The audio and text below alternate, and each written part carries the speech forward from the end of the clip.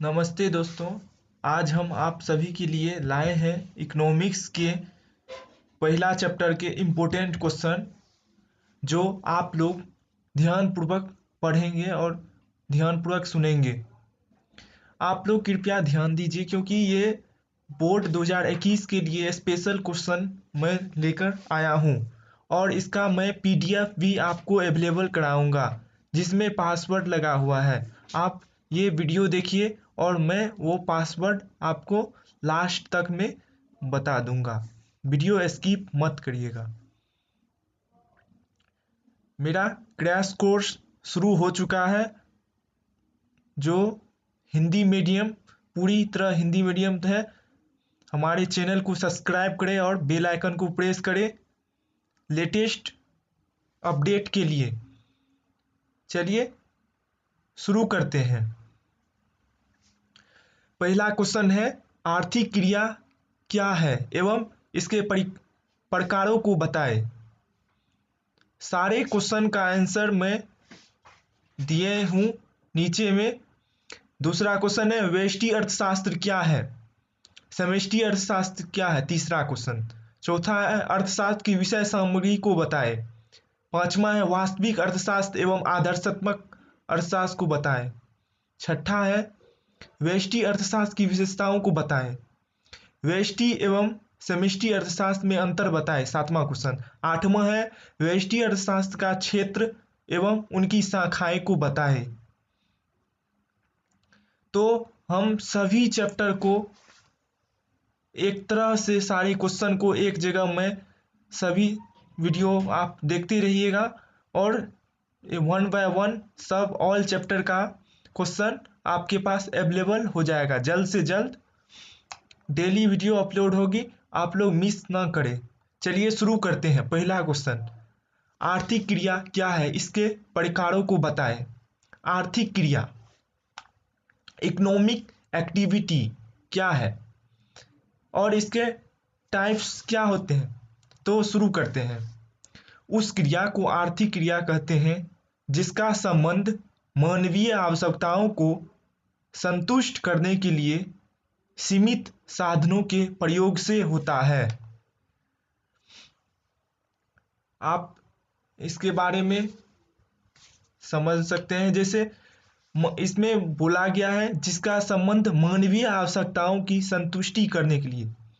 मानव की आवश्यकता, मनुष्य कोई वस्तु की उपेक्षा रखता है, उसे पाने की अपेक्षा रखता है, उस संतुष्ट उसकी आवश्यकताओं को संतुष्ट करने के लिए जो साधन का प्रयोग किया जाता है उसे हम इस तरह भी समझ सकते हैं। हम सभी जानते हैं कि कोई भी वस्तु सीमित मात्रा में उपलब्ध होती है।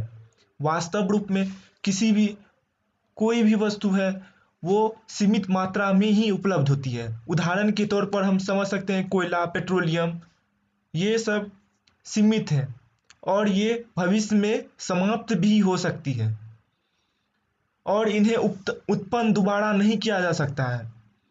उसी प्रकार अर्थशास्त्र में मानव के पास साधन भी सीमित होते हैं और उनकी आवश्यकता असीमित होती है। तो साधन कम होने के कारण, आवश्यकताओं अधिक होने के कारण इनमें पूर्ति का प्रयोग किया जाता है। साधन हम कह सकते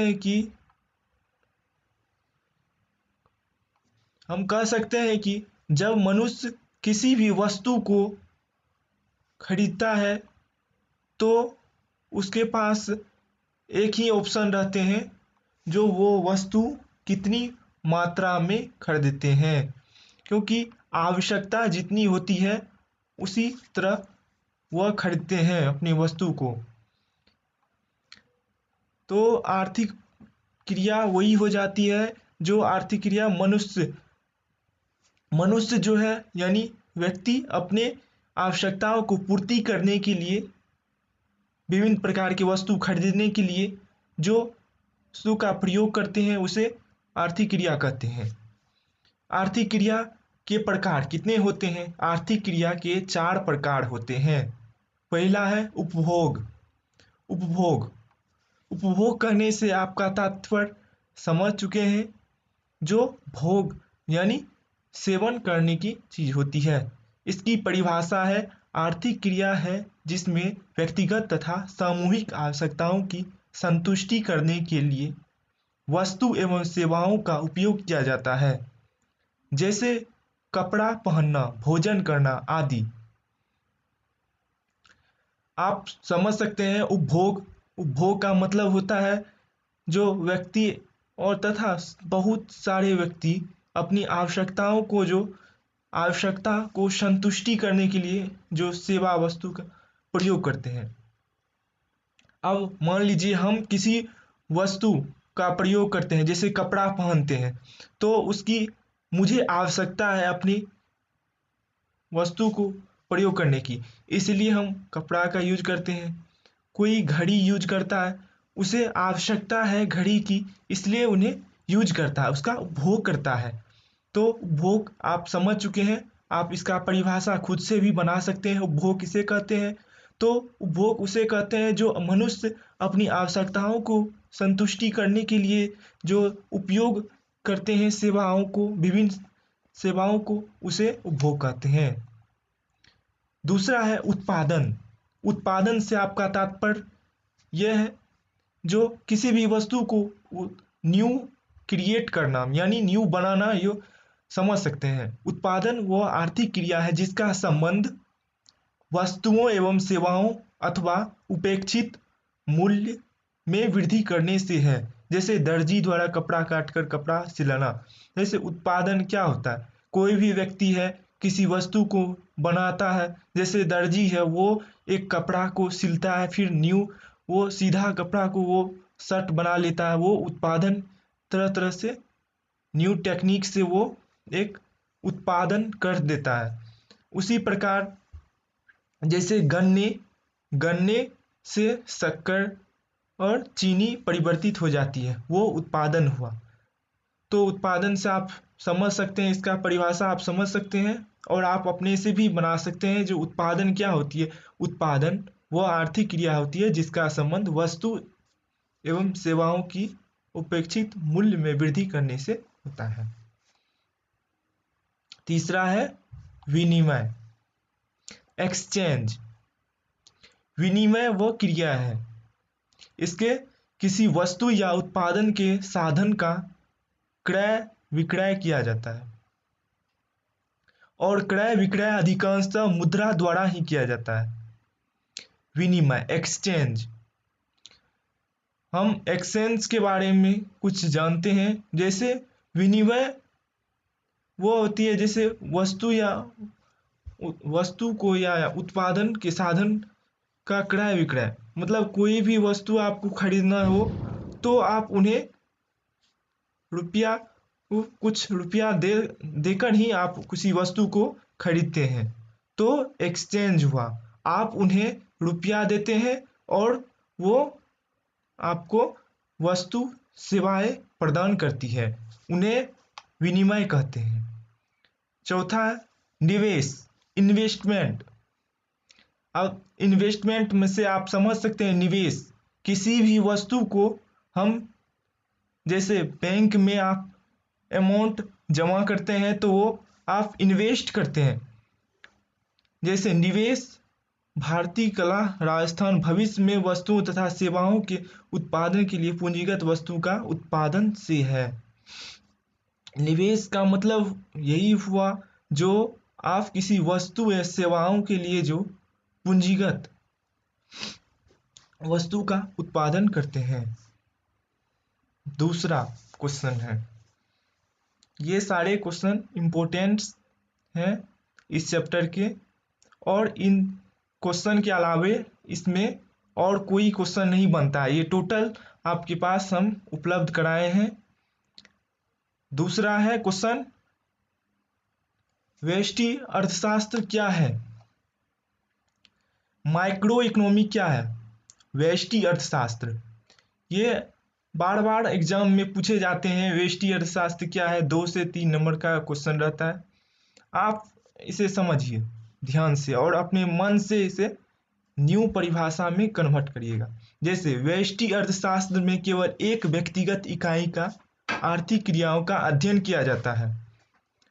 व्यष्टि माइक्रो, जैसे हम कोई भी एक व्यक्ति का आर्थिक क्रिया, पहले भी हम समझ चुके हैं आर्थिक क्रिया क्या होती है। मानवीय आवश्यकताओं को पूर्ति करने के लिए जिन साधन का उपयोग किया जाता है उसे आर्थिक क्रिया कहते हैं। तो व्यष्टि अर्थशास्त्र में केवल एक ही व्यक्ति के इकाई का आर्थिक क्रिया का अध्ययन किया जाता है। एक व्यक्ति के उदाहरण के रूप में हम समझ सकते हैं एक उपभोक्ता, एक फॉर्म आदि। तो एक व्यक्ति के बारे में अध्ययन किया जाता है व्यष्टि अर्थशास्त्र में। व्यष्टि अर्थशास्त्र में व्यक्ति और ये पॉइंट है, आप इसमें अंतर आप बना सकते हैं, इसका अंतर आप बना सकते हैं। व्यष्टि अर्थशास्त्र में व्यक्ति और व्यक्ति के व्यवहार का अध्ययन किया जाता है। व्यष्टि अर्थशास्त्र में एक व्यक्ति है और व्यक्ति के व्यवहार का भी अध्ययन किया जाता है। दूसरा है व्यष्टि अर्थशास्त्र इस मान्यता पर आधारित है कि समष्टि प्रचलन स्थित होते हैं। व्यष्टि अर्थशास्त्र को कीमत सिद्धांत के नाम से जाना जाता है। आप 2 से 3 पॉइंट लिख सकते हैं और आपको जो अच्छा लगे। व्यष्टि अर्थशास्त्र का दूसरा नाम है कीमत सिद्धांत। व्यष्टि अर्थशास्त्र में एक वस्तु की कीमत के निर्धारण का अध्ययन किया जाता है। एक वस्तु की कीमत, व्यष्टि अर्थशास्त्र में सिर्फ एक वस्तु की ही कीमत एक व्यक्ति के आदि किया जाता है अध्ययन। समष्टि अर्थशास्त्र क्या आती है? Macro economy. माइक्रो इकोनॉमी समझ चुके हैं व्यष्टि अर्थशास्त्र, अब अभी समझेंगे समष्टि अर्थशास्त्र मैक्रो इकोनॉमी। तो समझते हैं माइक्रो इकोनॉमी क्या है। समष्टि अर्थशास्त्र में संपूर्ण अर्थव्यवस्था की आर्थिक इकाइयों का अध्ययन किया जाता है। अभी हमने पढ़ा है व्यष्टि अर्थशास्त्र, उसमें आप ये समझे हैं कि पहला एक व्यक्ति के बारे में ही, एक वस्तु के बारे में ही, एक फॉर्म के बारे में ही अध्ययन किया जाता है। लेकिन इसका अंतर समष्टि अर्थशास्त्र में दूसरा है। समष्टि अर्थशास्त्र में संपूर्ण अर्थव्यवस्था में के आर्थिक इकाइयों का अध्ययन किया जाता है। व्यष्टि में एक किया जाता है, समष्टि में अनेक किया जाता है, सभी का। जैसे राष्ट्रीय आय, कुल उपभोग, सामान्य कीमत स्तर आदि। समष्टि अर्थशास्त्र में समाज और समाज के व्यवहार का अध्ययन किया जाता है। व्यष्टि अर्थशास्त्र में जो है उसमें सिर्फ व्यक्ति और व्यक्ति के व्यवहार क्या किया जाता था। इसमें है समष्टि अर्थशास्त्र में समाज और समाज का अध्ययन किया जाता है, समाज के व्यवहार का अध्ययन किया जाता है। समष्टि अर्थशास्त्र में सामान्य कीमत स्तर का अध्ययन होता है, सामान्य स्तर कीमत का अध्ययन होता है। समष्टि अर्थशास्त्र समस्याओं जैसे रोजगार, गरीबी, स्मृति आदि का समाधान में सरकार की भूमिका निर्णायक होती है। समष्टि अर्थशास्त्र हो जाती है जैसे जैसे हमारे भारत देश में पूरी एक व्यक्ति के बारे में हम अध्ययन करेंगे तो वो व्यष्टि अर्थशास्त्र के अंतर्गत आ जाएंगे। दूसरे और हम जब समष्टि अर्थशास्त्र की बात करेंगे तो पूरी भारत की अर्थव्यवस्था को ही आंका जाता है। तो उसी में संपूर्ण भारत के व्यक्ति के रोजगार और गरीबी, स्मृति आदि का भी समाधान इस समष्टि अर्थशास्त्र में किया जाता है। इस पॉइंट को आप नोट करिए और आप इसे लिखिए। समष्टि अर्थशास्त्र को आय एवं रोजगार सिद्धांत द्वारा भी जाना जाता है। व्यष्टि अर्थशास्त्र को कीमत सिद्धांत के आधार को जाना जाता था, अब समष्टि अर्थशास्त्र को रोजगार सिद्धांत के अध्ययन जाना जाता है। चौथा क्वेश्चन है अर्थशास्त्र की विषय सामग्री को बताएं। अर्थशास्त्र की विषय सामग्री क्या है? तो अर्थशास्त्र की विषय सामग्री कभी कभी पूछा जाता है 2 से 3 नंबर। एक है धन संबंधी विचारधारा। तो ये धन संबंधी विचारधारा किसने दिया था? Adam Smith and walker senior आदि का दृष्टिकोण था इस पर। दूसरा है कल्याणवादी विचारधारा, मार्शल के आदि दिया था। कल्याणवादी विचारधारा जो है मार्शल के द्वारा ही दिया गया था। दुर्लभता संबंधी विचारधारा दिया था रॉबिन्स। अब पांचवा क्वेश्चन है, वास्तविक अर्थशास्त्र एवं आदर्शात्मक अर्थशास्त्र को बताए। आंसर, क्या है से संबंधी आर्थिक समस्या वास्तव में कैसी हल होती है। वास्तविक आंकड़ों के आधार पर सत्यापन, ये जो है वास्तविक अर्थशास्त्र के बारे में है। जो इसमें वास्तविक अर्थशास्त्र में क्या है से संबंधित आर्थिक समस्या का हल होता है। और ये जो है वास्तविक अर्थशास्त्र, इसमें वास्तविक आंकड़ा, जो आंकड़ा आया, कोई घटना घटी और उस घटना में कुछ भी हुआ, जो अफवाह फैली, उस अफवाह के आधार पर वास्तविक अर्थशास्त्र में एक्शन लिया जाता है, वही इसमें बताया गया है। वास्तविक तथ्यों पर आधारित तथ्य परामर्श देना नहीं। दूसरा है आदर्शात्मक अर्थशास्त्र, क्या होना चाहिए से संबंधित आर्थिक समस्या कैसे जाना चाहिए आदि। वास्तविक तथ्यों के आधार पर सत्यापन नहीं होता है। जैसे आप अभी हम आपको बोले हैं, जैसे किसी घटना हुई, अफवाह फैले कुछ भी, तो उस अफवाह में कोई बात को लेकर जांच चलने लगी, वो आ जाता है वास्तविक अर्थशास्त्र में। और आदर्शात्मक अर्थशास्त्र में वो अफवाह को नहीं, वो कारण, क्या कारण थे, क्यों घटना घटी आदि जैसे प्रश्न उठते हैं, और वो आदर्शात्मक अर्थशास्त्र में आ जाते हैं। छठा क्वेश्चन है, व्यष्टि अर्थशास्त्र की विशेषताओं को बताएं। व्यष्टि अर्थशास्त्र की विशेषता क्या है, विशेषता है इसकी, तो हमने अभी बताया आपको दूसरा क्वेश्चन में अभी हम तुरंत बताया हूँ व्यष्टि अर्थशास्त्र की विशेषताएं। तो दूसरा क्वेश्चन में ये है, व्यष्टि अर्थशास्त्र में व्यक्ति और व्यक्ति के व्यवहार का अध्ययन किया जाता है, ये है विशेषताएं।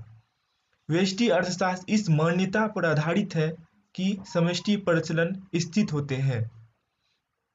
व्यष्टि अर्थशास्त्र को कीमत सिद्धांत के नाम से जाना जाता है। 2 से 3 पॉइंट आप लिखिए और इससे आप नोट कर लीजिए, क्योंकि ये बहुत ही इंपॉर्टेंट क्वेश्चन सब है। सातवां क्वेश्चन है, व्यष्टि एवं समष्टि अर्थशास्त्र के अंतर को बताएं। अभी मैंने जो भी व्यष्टि और समष्टि के बारे में बताया वो आप इसमें लिखिए। दूसरा तीसरा क्वेश्चन में है, व्यष्टि अर्थशास्त्र के एवं उनकी शाखाओं को बताएं। व्यष्टि कीमत सिद्धांत, वस्तु कीमत निर्धारण सिद्धांत, साधन कीमत सिद्धांत, आर्थिक कल्याण का सिद्धांत। व्यष्टि अर्थशास्त्र की क्षेत्र एवं शाखाएं, तो एक का है वस्तु कीमत सिद्धांत, इसमें यह विवेचना की जाती है उपभोग की वस्तुओं की कीमत का निर्धारण किस प्रकार होता है। दूसरा है साधन कीमत निर्धारण सिद्धांत, कि इसमें यह विवेचना की जाती है कि वस्तु का उपयोग किया जाए। सूक्ष्म आर्थिक सिद्धांत एक महत्वपूर्ण केंद्र बिंदु है, यह अध्ययन किया जाता है। आप इसमें आर्थिक कल्याण के बारे में भी समझ सकते हैं। आपको एक पीडीएफ मिलेगी, उस पीडीएफ का पासवर्ड है 1221। इस पासवर्ड से आप इसे खोल सकते हैं और आप उसे नोट डाउन कर सकते हैं। Thanks watching the video. Please subscribe my channel and please press bell icon. Thank you.